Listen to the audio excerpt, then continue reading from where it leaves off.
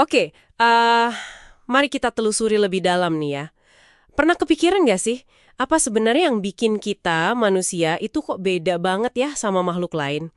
Sumber yang kita bahas ini, khususnya bab 3 dari The Rational Optimist, wah ini punya ide menarik. Katanya sih bukan cuma soal otak kita yang lebih besar atau alat-alat canggih yang kita punya. Kuncinya, mungkin sesuatu yang lebih dasar lagi.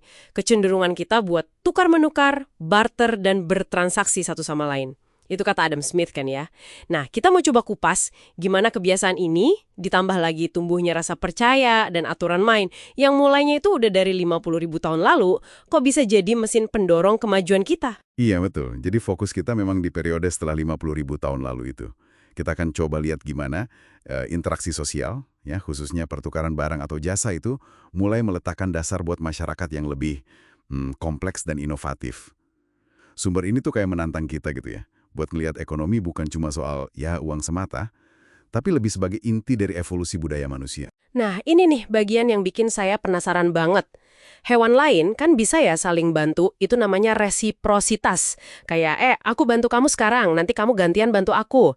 Tapi manusia itu melakukan sesuatu yang unik, barter. Kita menukar barang yang beda jenis, dan itu dilakukannya bersamaan. Misalnya apel ditukar sama pisau gitu. Ini kan beda ya sama sekedar balas budi nanti-nanti. Penulis buku ini bilang, ini nih lompatan besar. Persis, lompatan besar. Pertukaran ini bahkan dianalogikan kayak seks, tapi buat evolusi budaya. Jadi gini, kalau seks biologis kan menggabungkan gen dari dua individu beda ya. Nah, pertukaran ini menggabungkan gagasan dari dua pikiran yang berbeda. Ini kayak membuka pintu buat kombinasi-kombinasi baru dan akhirnya kemajuan yang numpuk terus dari generasi ke generasi. Kalau kita lihat bukti arkeologis awal, misalnya ada kerang Nasarius gitu ya, ditemukan ratusan kilometer dari pantai asalnya di Maroko. Usianya sekitar 82.000 tahun lalu. Itu kan menunjukkan wah barang udah bergerak antar kelompok. Indikasi kuat adanya pertukaran gitu. Oke, jadi implikasinya apa dong waktu itu? Katakanlah si Adam, si pemburu barter daging sama Os si nelayan, apa efeknya? Wah, efeknya besar banget. Gampangnya gini, keduanya jadi punya akses ke makanan yang mungkin susah atau nggak bisa mereka dapatkan sendiri. Nah, ini mendorong yang namanya spesialisasi. Adam jadi makin fokus berburu, Os makin fokus mancing. Lama-lama kan mereka jadi makin ahli, makin efisien di bidangnya masing-masing. Efisiensi ini intinya menghemat waktu.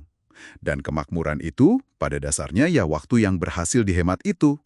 Prinsip ini kalau di ekonomi modern, namanya keuntungan komparatif Ricardo, itu tetap berlaku loh. Bahkan kalau misalnya nih, si Os itu ternyata lebih jago mancing, sekaligus lebih jago bikin kail dibanding Adam. Tetap aja lebih untung buat keduanya untuk tukar-menukar. Kenapa? Karena masing-masing bisa fokus ke hal yang relatif lebih efisien buat dia. Miriplah kayak di rumah tangga. Mungkin Anda jago masak dan jago cuci piring. Tapi kalau pasangan Anda fokus cuci piring aja, total waktu kalian berdua bisa jadi lebih hemat kan? Masuk akal, masuk akal. Nah, di buku ini juga disebut soal otak kolektif. Itu maksudnya gimana ya secara praktis? Maksudnya gini, ide itu nggak lagi cuma kesimpan di satu kepala aja. Lewat pertukaran, ide itu bisa menyebar, terus ketemu ide lain, dimodifikasi, dikembangbiakin gitu, dalam jaringan manusia yang saling terhubung. Nah, ukuran dan kepadatan jaringan ini jadi penting banget, krusial malah. Contoh yang sering disebut, agak tragis sih, itu Tasmania. Setelah mereka terisolasi dari daratan Australia selama kurang lebih 10.000 tahun, penduduknya itu malah kehilangan beberapa teknologi yang dulu nenek moyang mereka kuasai.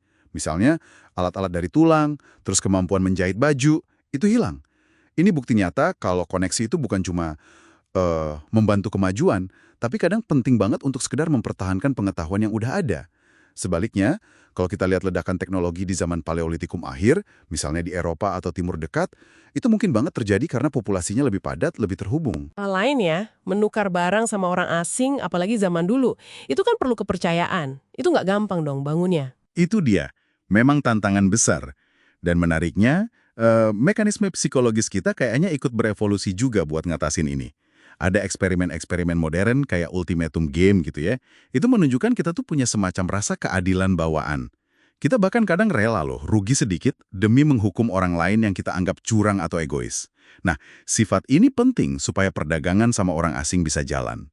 Interaksi dagang itu sendiri juga ngajarin kita kalau kerjasama itu bisa saling menguntungkan.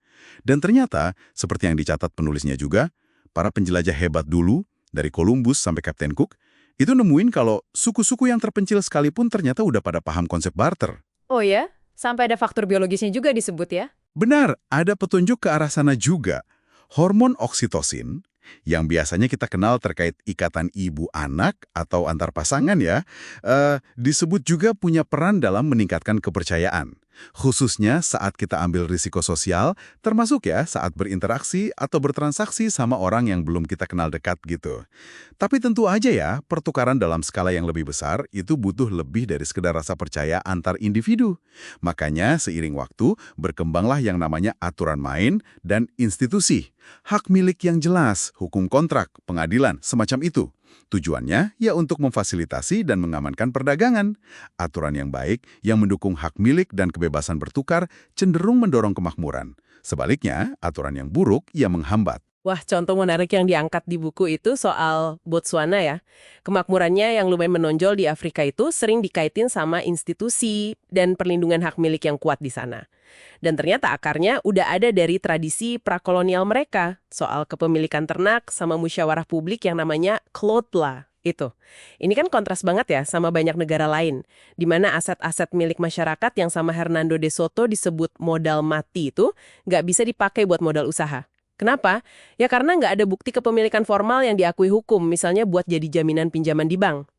Oke, jadi kalau kita tarik benang merahnya nih, kemampuan unik kita manusia untuk bertukar barang dan ide yang didukung sama kemampuan kita membangun kepercayaan, bahkan sama orang asing, terus difasilitasi lagi sama aturan dan institusi yang terus berkembang, wah inilah kayaknya resep fundamental buat kemajuan dan kemakmuran manusia ya, yang akarnya udah dari puluhan ribu tahun lalu. Jadi bukan melulu soal teknologi canggihnya, tapi lebih ke cara kita berinteraksi satu sama lain. Betul sekali.